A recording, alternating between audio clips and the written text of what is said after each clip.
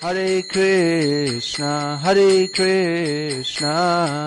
Krishna Krishna, Hare Hare, Hare Rama, Rama Rama, Hare Hare. नमः ओम विष्णुपादाय कृष्ण प्रेष्ठाय भूतले श्रीमते भक्ति विकास स्वामिनिति नामिने। नमः ओम विष्णुपादाय कृष्ण प्रेष्ठाय भूतले श्रीमते भक्ति वेदांत स्वामिनिति नामिने। नमस्ते सारस्वते देवे गौरवाणी प्रचारिणे निर्विशेष शून्यवादी पाश्चात्य देशतारिणे। जय श्री कृष्ण चैतन्य प्रभु नित्यानंद श्री अद्वैत गदाधर श्रीवासादि गौर भक्त वृंद। हरे Krishna Krishna Krishna Hare Hare Ram Ram Ram Hare Hare. The natural result of seriously studying Srila Prabhupada's books is that one will feel lack of taste for material life. Srila ప్రభుపాదుల వారి యొక్క గ్రంథాలను చాలా శ్రద్ధగా అధ్యయనం చేయడం వల్ల కలిగేటువంటి సహజమైనటువంటి ఫలితం ఏమిటంటే వ్యక్తికి భౌతిక జీవితం పట్ల రుచిపోతుంది. The books which Srila Prabhupada, the main books that he translated, they all induce that sense. Srila ప్రభుపాదుల వారు ఏవైతే గ్రంథాలను మనకి ఇచ్చారో, అంటే ముఖ్యమైనటువంటి గ్రంథాలు ఏవైతే శ్రీల ప్రభుపాదుల వారు అనువాదం చేశారో మనకి జీవితం పట్ల ఆ భావనని కలగజేస్తాయి. అంటే భౌతిక జీవితం పట్ల రుచిని కోల్పోవడం అనేటువంటి భావనని They give rise to that idea. For instance, in అంటే అవి ఆ విధమైనటువంటి అవగాహన మనలో పెంపొందిస్తాయి. ఉదాహరణకు Bhagavad Gita, Lord Krishna says, భగవద్గీతలో శ్రీకృష్ణ భగవానుడు చెప్తున్నాడు, Yehi sangsparshaja bhoga dukha yorya evate adyantavanta kontyana teshu ramate buddhaha. That the happiness that is derived from contact of the senses with the sense objects ఇంద్రియాలు ఇంద్రియార్థాలతో సంపర్కం చెందడం వల్ల ఏదైతే ఆనందం వస్తుందో అది actually causes misery. అది వాస్తవానికి దుఃఖాన్నే కలుగజేస్తుంది. Beginning, in the middle and in the end. ఆరంభంలోనూ మధ్యలోనూ మరియు ముగింపులో కూడా. Therefore, an intelligent person does not endeavor in this way. కాబట్టి తెలివైన వాడు ఎవడు కూడా ఇంద్రియార్థాల ద్వారా సంపర్కం చెందడంలో వచ్చేటువంటి ఆనందం కోసం ప్రయత్నం చేయడు. So materialistic life being based on sense gratification, మరి భౌతికమైనటువంటి జీవితం అనేది ఇంద్రియ భోగంపై ఆధారపడి ఉండడం చేత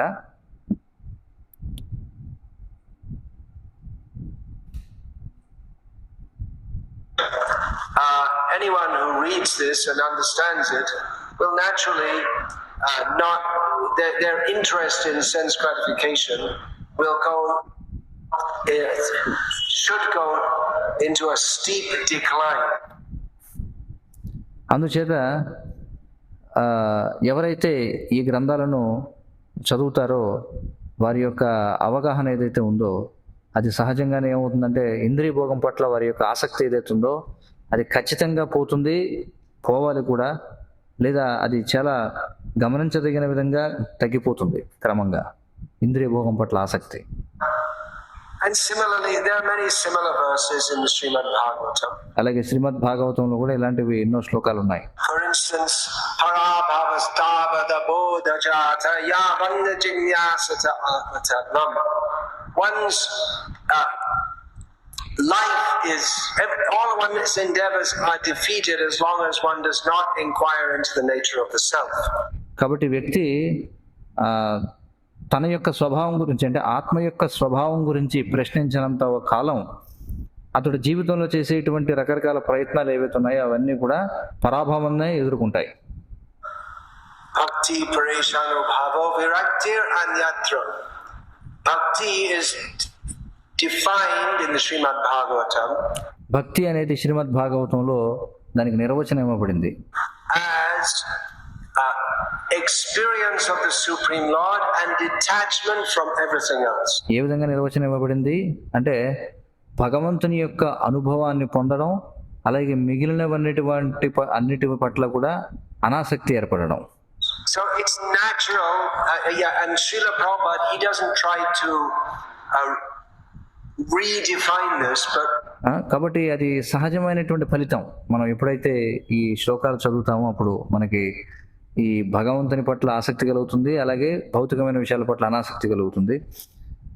అది సహజమైనటువంటిది. మరి శ్రీల ప్రభుపాదుల వారు ఆయన దీన్నేమి పునర్నిర్వచించడానికి ఏం ప్రయత్నించరు. His purports are to refine, to bring out that subject more and more. Srila ప్రభుపాదులు వచ్చేటువంటి భాష్యాలు ఏవైతే ఉన్నాయో అవి ఏం చేస్తాయంటే ఆ ఉన్నటువంటి విషయాన్ని ఇంకా దాన్ని సానపడతాయన్నమాట, లేదా అందులో ఉన్నటువంటి విషయాన్ని ఇంకా బయటికి తీసుకొస్తాయి ఇంకా బాగా. Because actually it's a fact that the only meaning of existence is to serve Krishna. ఎందుకంటే ఇది నిజానికి వాస్తవం. మన అస్తిత్వం యొక్క అర్థం ఏమిటంటే కృష్ణుడిని సేవించడం. And everything else is worse than useless. మరి మిగిలినదంతా కూడా నిరుపయోగం కంటే కూడా వ్యర్థమైంది. So anyone who reads Srila Prabhupada's books will naturally develop a desire to fully dedicate themselves to Krishna. కాబట్టి ఎవరైతే శ్రీల ప్రభుపాదుల వారి గ్రంథాలను చదువుతారో వాళ్ళు సహజంగానే తమను తాము పూర్తిగా కృష్ణునికి అంకితం చేసుకోవాలనేటువంటి కోరికను పెంపొందించుకుంటారు. And not have interest in materialistic life. అలాగే భౌతిక జీవనం పట్ల వారికి ఆసక్తి అనేది ఉండదు. Of course, that doesn't mean that everyone has to just jump out of their home and rush off to the forest. అయితే దాని అర్థం వ్యక్తి వెంటనే ఇంటి నుండి బయటకు దూకి అరణ్యంలోకి దూసుకుపోవాలని కాదు. There are many examples within the Srimad Bhagavatam of greatly advanced devotees. శ్రీమద్ భాగవతంలో ఎంతో మంది గొప్పగా పురోగతి చెందినటువంటి భక్తుల యొక్క ఉదాహరణలు ఉన్నాయి. Within the Grihastha ashram. అంటే గృహస్థాశ్రమంలో ఉన్న గొప్ప భక్తుల యొక్క ఉదాహరణలు ఉన్నాయి భాగవతంలో. But for a young man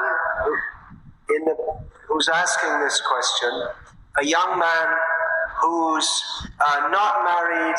అయితే ఒక యువకుడు ఎవరైతే ఈ ప్రశ్న వేస్తున్నాడో అంటే అవివాహితుడైనటువంటి ఒక యువకుడు, he has his life ahead of him presumably. అతనికి ఎంతో జీవితం ఉంది ముందు.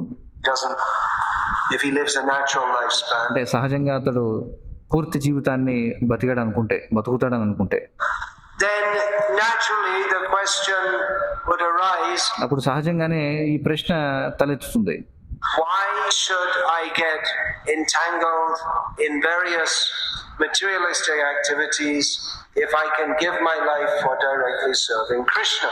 అప్పుడు అతనికి సహజంగానే ఈ ప్రశ్న ఉదయిస్తుంది అనమాట. ఏమిటంటే నేను నా జీవితాన్ని నేరుగా కృష్ణుడిని సేవించడానికి ఇవ్వగలిగితే ఈ వివిధ రకాల భౌతిక కార్యకలాపాల్లో నేను ఎందుకు చిక్కుకోవాలి అని ప్రశ్న ఎదురవుతుంది. And on principle, I recommend that to any young man who's taking interest in Krishna consciousness. మరి నేను సూత్రప్రాయంగా చెప్పాలంటే ఈ కృష్ణ చైతన్యం పట్ల ఆసక్తిని పొందుతున్నటువంటి ఏ యువకుడికైనా సరే నేను సలహా ఇచ్చేది ఏమిటంటే, why get diverted into having to work, maintain a family and all these things? ఎందుకు మీరు అనవసరంగా వెళ్ళి ఉద్యోగం చేయడం, కుటుంబాన్ని పోషించడం, ఇలాంటి విషయాలన్నిటిలో మీరు ఎందుకు పెడత్రోవ పట్టాలి? If you can directly give your life to Krishna. ఒకవేళ మీరు మీ జీవితాన్ని నేరుగా కృష్ణుడికి ఇవ్వగలిగితే వీటన్నిటిలో మీరు ఎందుకు పక్కదారి పట్టాలి అని నేను సలహా ఇస్తాను. Of course, not everybody may be ready to do that. అయితే ప్రతి ఒక్కరూ ఆ విధంగా చేయడానికి సిద్ధంగా ఉంటారని మనం ఆశించలేము అనుకోండి. Not everybody may be inclined to do that, but on principle, I recommend. కానీ సూత్రప్రాయంగా నేనైతే ఆ సలహా ఇస్తాను అందరికీ. And Grihastas who read Srila Prabhupada's books, they also naturally become less interested in materialistic life. అలాగే గృహస్థులు ఎవరైతే శ్రీల ప్రభుపాదుల వారి గ్రంథాలు చదువుతారో వారు కూడా సహజంగానే భౌతికమైనటువంటి జీవితం పట్ల అనాసక్తిని పెంపొందించుకుంటారు. And for that reason, well, there's one of the reasons why Srila Prabhupada wanted to establish varnashram communities. అందుకే ఆ కారణం వలనే శ్రీల ప్రభుపాదుల వారు వర్ణాశ్రమ సమాజాలను స్థాపన చేయాలని అనుకున్నారు. So that married devotees don't have to remain within materialistic society.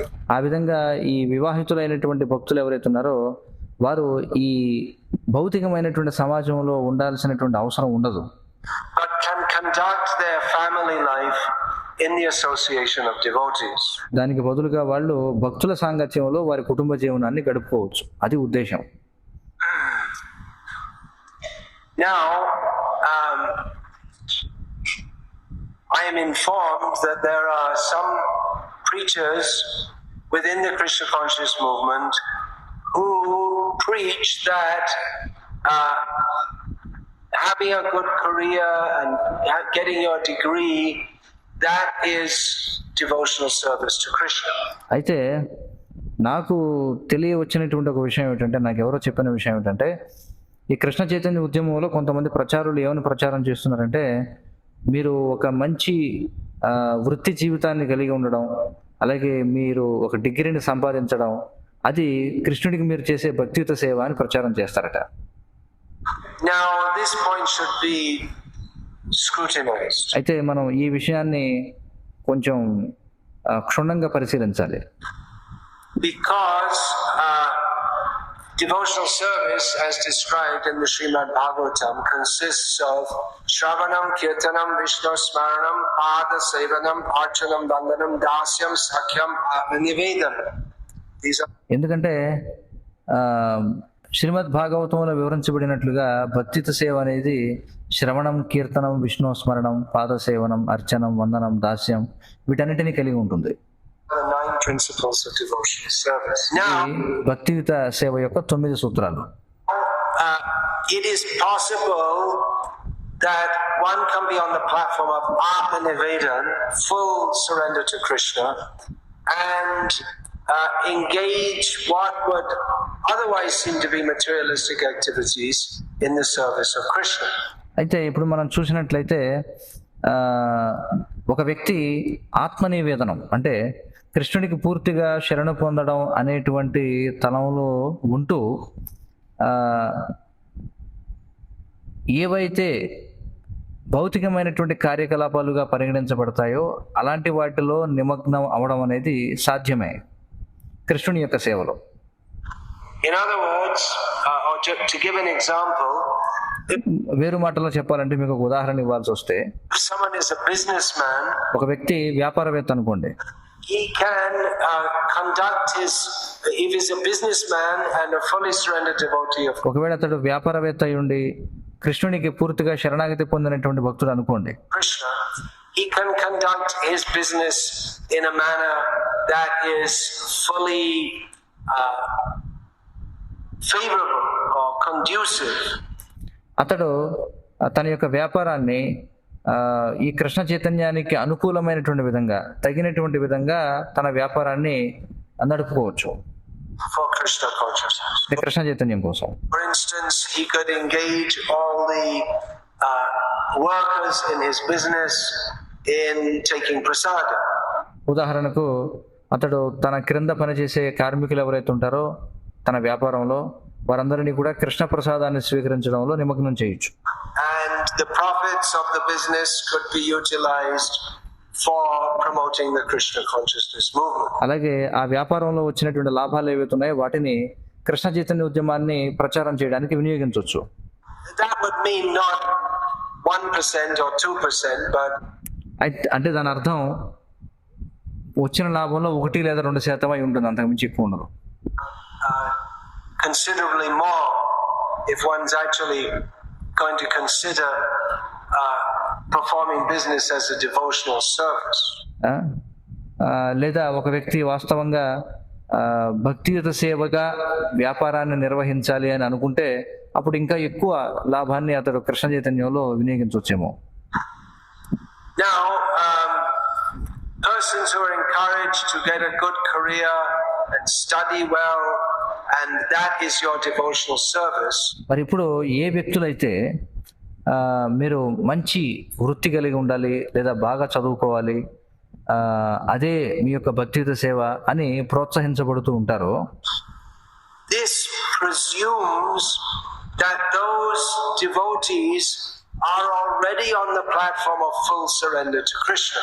మరి అలా ఎవరైతే చెప్తున్నారో ఆ భక్తులు అప్పటికే పూర్తిగా కృష్ణ చైతన్య తలంలో ఉన్నారని పరిగణించాల్సి వస్తుందన్నమాట. The logic goes like this. అంటే వీళ్ళు చెప్పేటువంటి తర్కం ఎలా ఉంటుందంటే, as far as I can understand, అంటే నాకు అర్థమైనంత వరకు, that if materialistic people see that the devotees of Krishna are very materialistically successful, అంటే భౌతికమైనటువంటి వ్యక్తులు ఒకవేళ వాళ్ళు చూశారనుకోండి, కృష్ణ భక్తులు వీళ్ళు భౌతికంగా చాలా విజయవంతంగా ఉన్నారు అని చెప్పి, then materialistic people will also be more inclined to take up Krishna consciousness. ఇప్పుడు భౌతికమైనటువంటి వ్యక్తులు కూడా ఈ కృష్ణ చైతన్యాన్ని స్వీకరించడానికి ఇంకా ఇంకా ఎక్కువ ఆసక్తిని ప్రదర్శిస్తారు అని. In this way, having a successful career is preaching. కాబట్టి ఆ విధంగా చూస్తే విజయవంతమైనటువంటి వృత్తిని కలిగి ఉండడం అనేది ప్రచారంగా ఉంటుంది అని భావించబడుతుంది. Well, there are some problems with this proposition. కానీ ఈ ప్రతిపాదనలో కొన్ని సమస్యలు ఉన్నాయి.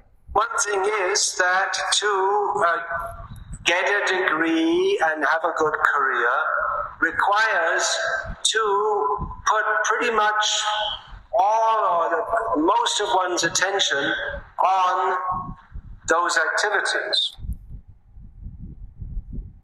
అయితే ఒక విషయం ఏమిటంటే, ఒక డిగ్రీని పొందాలన్నా లేదా మంచి వృత్తిని సంపాదించాలన్నా తత్సంబంధమైనటువంటి కార్యకలాపాలపై ఎక్కువ శాతం వ్యక్తి తన యొక్క ఏకాగ్రతని బాగా ఎక్కువగా పెట్టాల్సి వస్తుంది.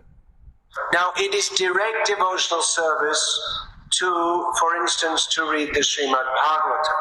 ఇప్పుడు ఉదాహరణకి శ్రీమద్ భాగవతం చదవడం అనేది నేరుగా భక్తియుత సేవ అది.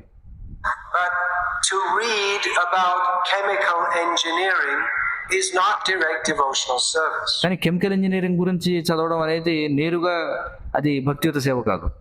It does not directly remind one about Krishna. ఎందుకంటే కెమికల్ ఇంజనీరింగ్ గురించి చదివితే అది నేరుగా మీకు కృష్ణుని గుర్తు చేయదు. Dealing with materialistic people to make money does not remind one about Krishna. మరి లౌకికమైనటువంటి వ్యక్తులతో వ్యవహరించడం, వారి దగ్గర నుంచి ధనం స్వీకరించడం, అది కృష్ణుని గుర్తు చేయదు మనకు. So to say that pursuing a career and getting a degree is devotional service, మరి ఒక వృత్తిని మనం కొనసాగించడం లేకపోతే ఒక డిగ్రీని సంపాదించడం అనేది భక్తియుత సేవ అని చెప్పడం ఏదైతే ఉందో, is it's somewhat tricky. ఇది కొంచెం సంక్లిష్టమైనటువంటి విషయం అన్నమాట. Seeks to give the idea to people that they will get the same benefit from leading what is basically a materialistic lifestyle. ఇది జనానికి ఎలాంటి అవగాహన ఇస్తుందంటే, మీరు సాధారణమైనటువంటి ఒక మౌలికమైనటువంటి భౌతికమైనటువంటి జీవన విధానాన్ని కలిగి ఉండడం కూడా అదే రకమైన ప్రయోజనాన్ని ఇస్తుంది. ఎలాంటి ప్రయోజనం? That they will get from fully surrendering to Krishna, being fully absorbed in Krishna's service. అంటే పూర్తిగా కృష్ణుడికి శరణాగతి పొందడం, కృష్ణుని యొక్క సేవలో పూర్తిగా నిమగ్నమై ఉండడం వల్ల ఏదైతే ఫలితం వస్తుందో అదే ఫలితం మీరు లౌకికమైనటువంటి జీవన విధానాన్ని కలిగి ఉన్నా వస్తుంది అని చెప్పడం అవుతుంది అనమాట. Now, of course, it is possible to be a student or a businessman and also chant Hare Krishna and also cultivate Krishna consciousness. But అయితే ఒక వ్యక్తి విద్యార్థిగా ఉంటూనో లేదా వ్యాపారవేత్తగా ఉంటూనో కూడా అతడు హరే కృష్ణ జపించవచ్చు, అలాగే కృష్ణ చైతన్యాన్ని పెంపొందించుకోవచ్చు. it is not the recommended process for spiritual advancement to study chemical engineering. కానీ కెమికల్ ఇంజనీరింగ్ చదవడం అనేది ఆధ్యాత్మిక పురోగతి సాధించడానికి మనం ఉపదేశించదగినటువంటి ప్రక్రియ కాదు, or medicine, or లేదా ఏదో వైద్య విద్య చదవడము, computer science, లేదా ఏదో కంప్యూటర్ సైన్స్ చదవడము, or whatever. ఏదైనా కావచ్చు. Now, it may be that if we encourage people, yes, you do your career, that is your devotional service. మరి ఇప్పుడు మన జనాన్ని ప్రోత్సహించామనుకోండి, అవును మీరు మీ వృత్తిని కొనసాగించండి, అదే మీ భక్తియుత సేవ అని చెప్పామనుకోండి, Then many people will come to Krishna consciousness. అప్పుడు చాలా మంది కృష్ణ చైతన్యానికి వస్తారు. If we tell them, you go on with your life and you chant Hare Krishna, and the materialistic activities that you perform, that becomes devotional service. మరి మనం వాళ్ళకి చెప్పామనుకోండి, మీరు మీ జీవితాన్ని కొనసాగించండి, మీరు హరే కృష్ణ చెప్పిస్తూ ఉండండి, అలాగే మీరు చేస్తున్నటువంటి భౌతికమైనటువంటి కార్యాలు కొనసాగిస్తూ ఉండండి, అది భక్తియుత సేవ అవుతుంది అని చెప్పామనుకోండి, That will be attractive to many pious materialistic people. అది పుణ్యాత్ములైనటువంటి లౌకిక వ్యక్తులు ఎవరైతే ఉంటారో వారికి చాలా ఆకర్షణీయంగా ఉంటుంది. But it is a misrepresentation కానీ అది ఒక తప్పుడు ప్రాతినిధ్యం అవుతుంది, of devotional service. ఇది భక్తియుత సేవకు తప్పుడు ప్రాతినిధ్యం అవుతుంది. అది Because the idea of, well, it's said that you do your degree and that's devotional service, but is it really that people are doing their degree with no desire other than to serve Krishna?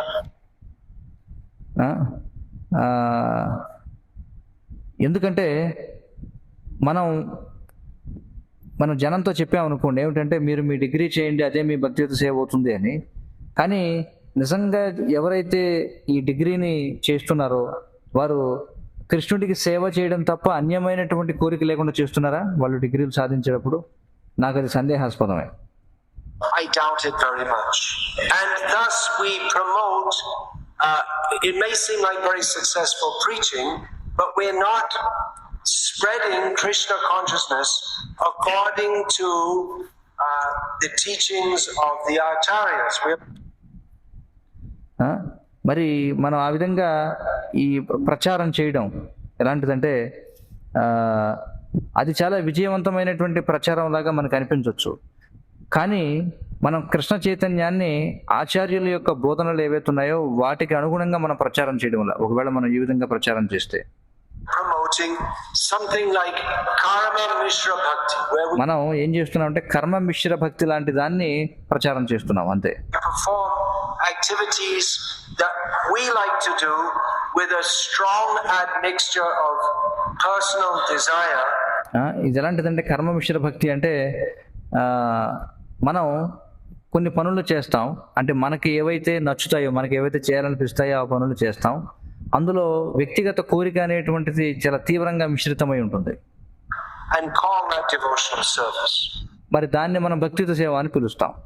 And then what happens, మరి అప్పుడు ఏం జరుగుతుందంటే, then it becomes, for those who are promoting such a kind of preaching, ఎవరైతే ఆ విధమైనటువంటి ప్రచారాన్ని ప్రోత్సహిస్తూ ఉంటారో they also in many cases have to tell the people they are preaching to, మరి వాళ్ళు ఎవరికైతే ప్రచారం చేస్తున్నారో వారికి ఎన్నో సందర్భాల్లో ఈ విధంగా చెప్పాల్సి ఉంటుంది, to not read Prabhupada's books. Srila ప్రభుపాదుల వారి గ్రంథాలు చదవద్దని చెప్పాల్సి ఉంటుంది అలాంటి వాళ్ళకి.